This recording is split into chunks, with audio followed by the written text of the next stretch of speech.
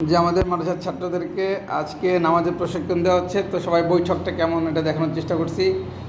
আমরা দেখতে পাচ্ছি এই যে যারা পায়ের উপর পা রেখেছে এদের সবারটাই ভুল।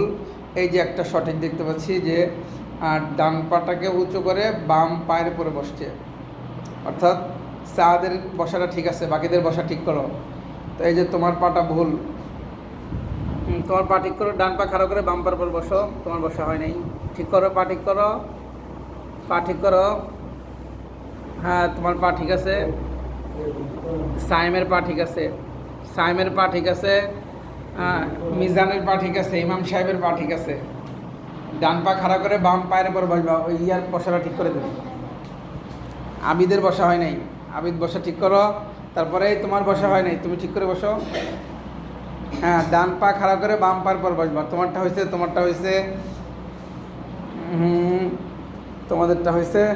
এবার হাত রাখো সুন্দর করে দেখি। হাতটা রাখবা হচ্ছে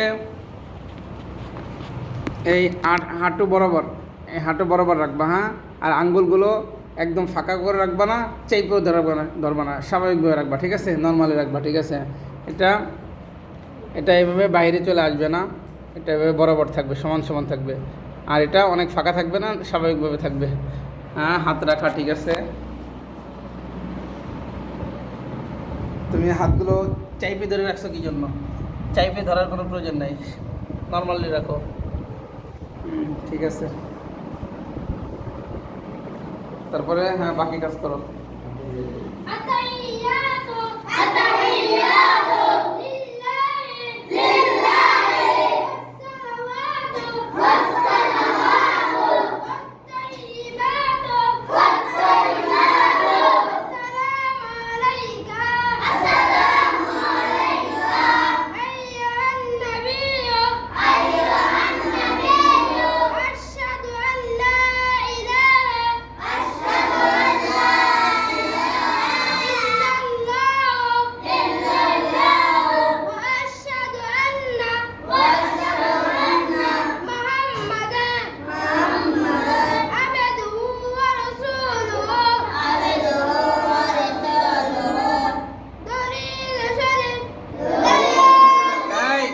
নামাজের মধ্যে তাশাহুদ শেষ করবার পর দুরূদ শরীফ এই শব্দটা বলতে হবে না। এটার নাম হচ্ছে কি? দুরূদ শরীফ।